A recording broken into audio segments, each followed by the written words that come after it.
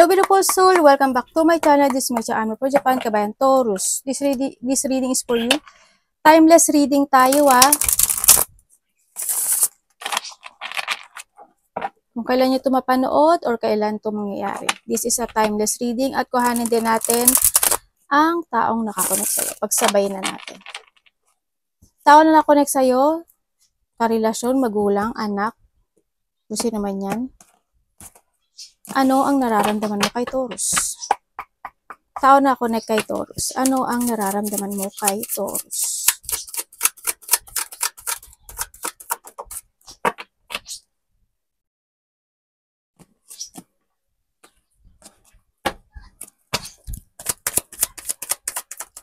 Maaring tayo is vice versa.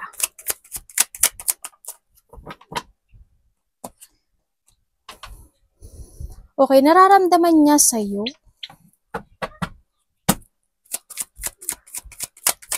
Iniisip ka niya. Iniisip ka niya, ano na ginagawa mo, kamusta ka na, meron ka na ba ngayon? Yun. Nakita ko dito. Nararamdaman niya sa'yo is also yung, hando yung sitwasyon na nagkakaroon siya kasi ngayon ng option sa buhay niya. Maaring option kung kukonek siya sa'yo or hindi. No?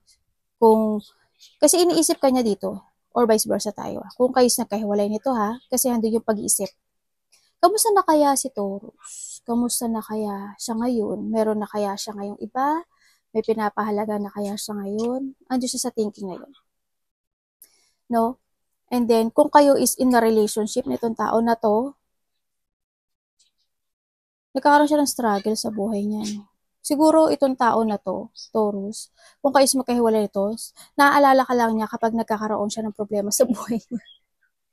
Yan ang nakikita ko Kung kayo is magkarelasyon itong tao na to, ang nararamdaman niya sa'yo, nagkakaroon siya ng thinking of doubt. No?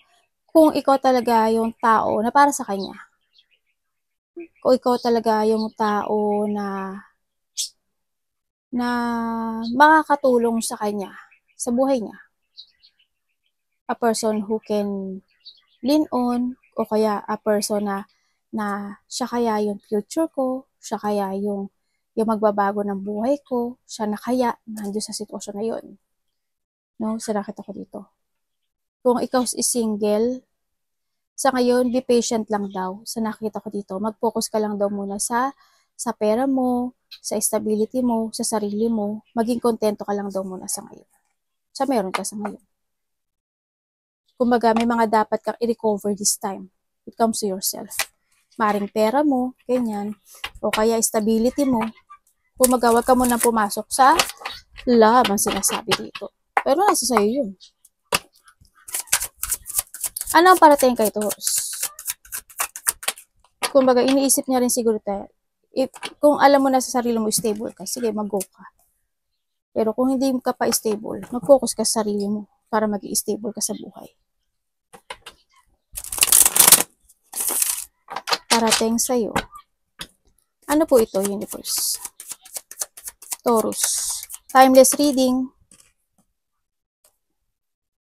Dami naman. Okay, parating sa'yo. Andito yung sitwasyon na may taong naghihintay o ikaw ang naghihintay. No? Na gusto niyang kumonek sa'yo. May naghihintay na tao. Maaring, hindi ko alam kung nag-text siya sa'yo, nag-message siya sa'yo, o kaya ano yung sitwasyon na napipigilan siya ng sarili niya kasi gusto niya kumonek sa'yo, gusto niya makipag-usap sa'yo, yun ang nakita ko. Or someone into your life.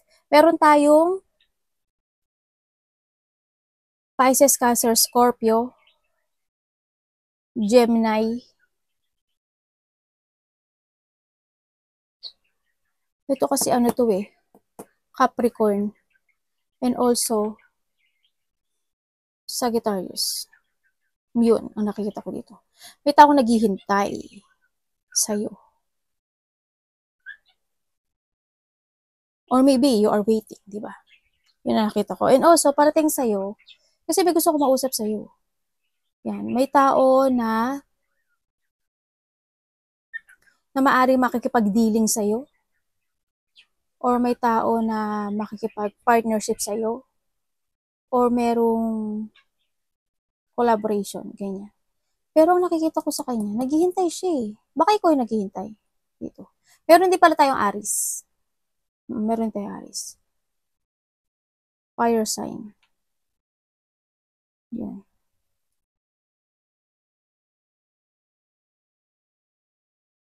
Or maybe, maybe you are waiting for, or may mga bagay, o maaring may mga plano ka,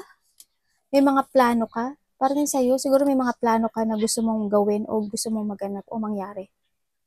Kaso naghihintay ka lang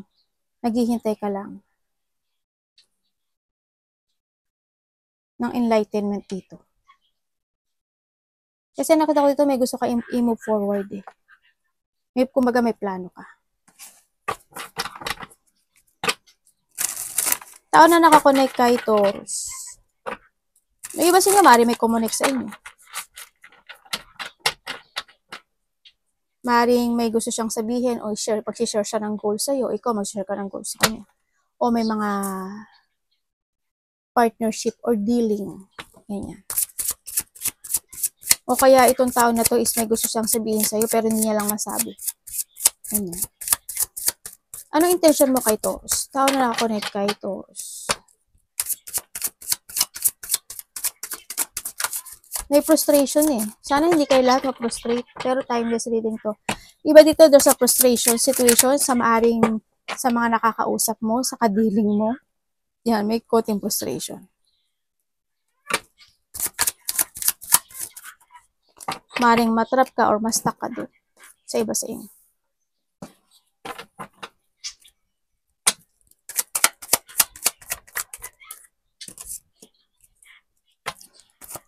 Intention niya sa'yo, gusto ka niya kausapin. Baka this week or in a past week, kinausap ka na nito. Gusto ka niya kausapin. Intention niya sa'yo is gusto ka niya kausapin. Ay, teka lang yung, kala ko nag-ano yung mic ko. Yan. Gusto ka niya kausapin, gusto niyang ano yung sadness nitong tao na to eh, no? Ang intention niya sa'yo is, gusto niya ng harmony, o gusto niya ng pagkakaisa, or gusto niya ng union, or togetherness, or gusto niya lang na magkaroon ng pagsasaayos sa inyong dalawa, ha? Either doon. So, nakita ko dito. Don't expect too much. Huwag ka mag-expect ng too much, ha? Kasi, iba-iba kayo, no? Maaaring gusto lang nitong tao na to na magkaroon lang kayo ng connection muli, ganyan, sa iba sa inyo. Magkaroon lang ng clarity, maaaring ganun sa iba. Or andun yung sitwasyon na intention niya sa'yo kasi gusto niya magkaroon ng pagsasaayos eh. Maaaring andun yung lungkot o isolation nitong taon na to na maaaring nagkakaroon siya ng nanghihinayang siya or vice versa tayo, nagsisisi siya, mga ganun. Kumbaga, nagsisi siya dun sa failure situation ng relasyon. Kaya ang nakita ko intention niya sa'yo is magkaroon uli kayo ng connection nitong taon na to. Or magkaroon kayo ng pagsasaayos. Anong dapat iwasan? Kung kayo naman is a relationship, no? Kung kayo is in a relationship nitong tao na to,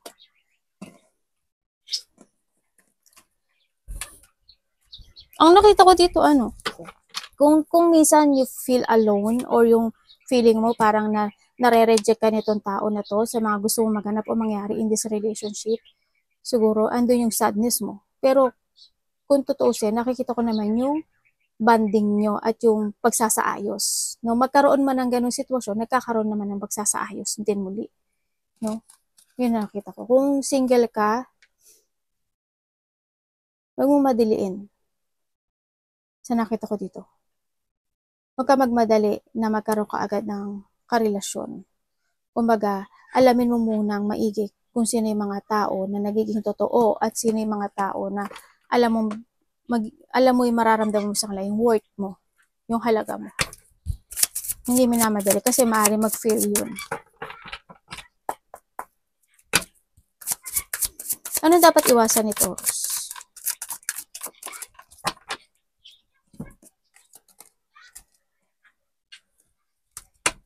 May anak, may buhok pa sa...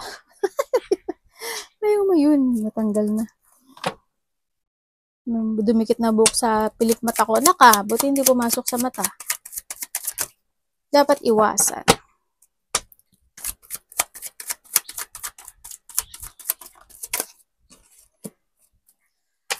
Okay, iwasan mo daw yung isang sitwasyon sa buhay mo na syempre isa na yung mag-isip ng paghihigante, no? Iwasan mo 'yon. Kahit kanino. Kumaga, iniisip mo pa lang kasalanan mo na. Isa na 'yon.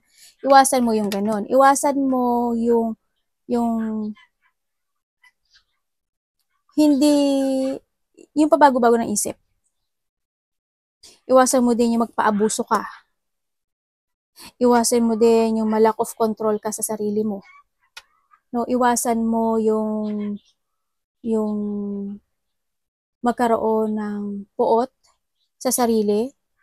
Kumbaga, iwasan mo din yung hindi mo maitama yung mga maling nagawa mo o maling nangyari in the past.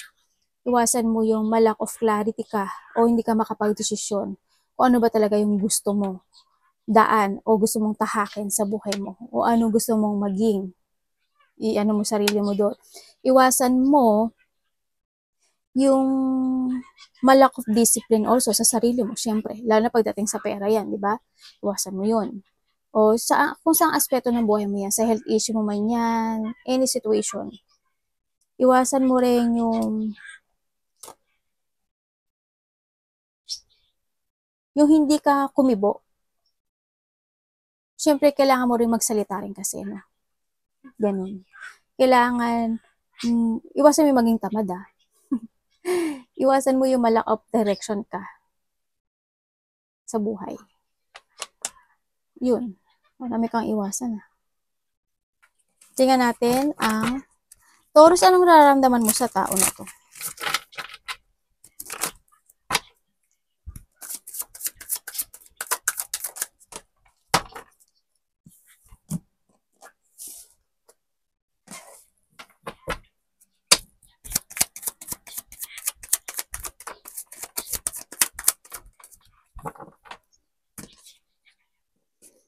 Okay.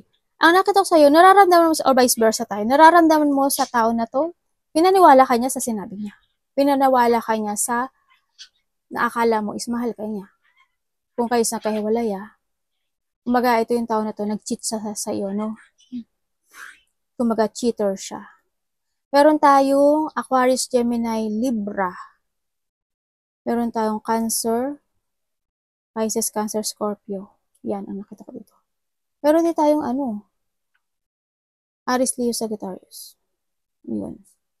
Maaring na andito yung sitwasyon na kung nagkahiwalay kayo nito tao nito, kumaga wala na no? Separation. At kung andun talaga yung nagkaroon ng pinaniwala ka niya sa mga sinabi niya.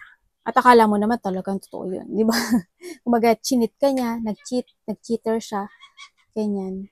And yun. At naalaman mo rin at the end na ganun pala. No, kung kayo is in a relationship nitong tao na to, ang nakita ko, kasi kung titignan ko dito ako sa magkakarelasyon, no? Kasi ang tingin niya lang sa'yo is a friend. No? Kung nung nagkahiwalay, kung baka hindi nag-success kasi yung relationship, umalis yung isa. Kung kayo is in a relationship, itong tao na to, maaaring ikaw or siya, pinaniniwala ka niya. Paano nagsisinungaling? Isa sa inyo kasi nagsisinungaling eh. Isa sa inyo nagsisinungaling. Pero alam mo, o alam ng isa, na nagkakaroon ng pagsisinungaling. Andoon din yung sitwasyon na minsan siguro may mga masasakit na salita, may mga hindi magagandang nasasabi, no? O kaya na andun yung sitwasyon na may nagsisinungaling, talaga, ako nakikita dito, andun yung sitwasyon na may mga time na hindi siya supportive sa'yo, o hindi ka supportive sa kanya, may mga time na ayaw kanya kausap, may mga time na gusto niya munang mag-focus sa sarili niya, may mga ganun. Kung kayo in a relationship. Pero may ano sana walang cheating, di ba? Siyempre sana. Sana, ganun din yun, no? Kapag nagsisinungaling, ibig sabihin, nag-cheat din siya sa'yo. Kasi may mga hindi siya sinasabi. Yun ang nakita ko dito. Sana walang nangyayaring insultuhan, no? Pang-iinsulto. Ganun. Nakita ko rin pinagchichismisan kayo. Kung single ka, huwag ka munang pumasok kasi baka mapasok ka sa same energy in a third party. Any opportunity pa po kay Taurus.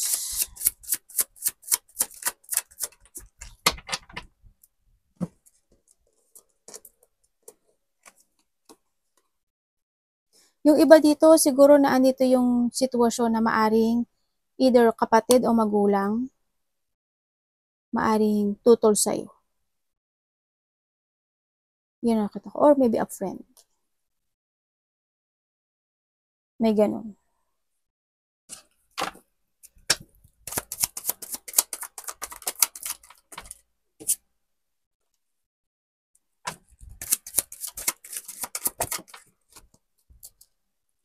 Nako, naloko na. Opportunity pa. Ang nakikita ko sa'yo dito, meron ka mga bagay o sitwasyon na ikakalungkot mo. Sana hindi ka maloko, hindi ka malinglang, no? Ganyan.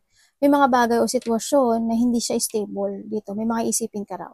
Ganyan. May mga isipin ka, may sisiyasatin ka, may mga dadamdamin ka, ganyan. May mga alalahanin ka. There's a burden, no? They're losing something valuable. Ibig sabihin din sa iba. May gulo, may hindi pagkakasunduan, magiging defensive, or may kakaroon. Iba dito is maaring mananakawan kayo, o kaya is malalaglagan kayo ng mga mahalagang bagay o mawawalan kayo ng mahalagang bagay. Mag-ingat na lang kayo. Lalo na, syempre, cellphone is life, di ba? Mamaya mahulog yan. O, huwag naman sana pera, di ba? Mag-ingat na lang kayo. And also, magkakaroon ka na pag-aalinlangan sa iba sa inyo. No? Kung ano yung mga gusto mo i-let go, kung ano yung mga gusto mo baguhin, may mga pag-aalinlangan or magkakaroon ng parang there's a limitation situation ako na nakikita sa'yo. Maaring gusto mong gawin lahat pero limitado lang ang kakayanan mo. Ganun sa nakita ko dito. May mga gusto kang umpisahan o may gusto kang baguhin pero limitado yon. Yun. O kaya magkakaroon ng mga pagdududa sa isang tao. Ganyan. O may magdududa. May pagdududa. Your money. Tingnan natin ang money. Money ni Taurus. Anak, ano yan? Nagalit pa. Nagalit pa.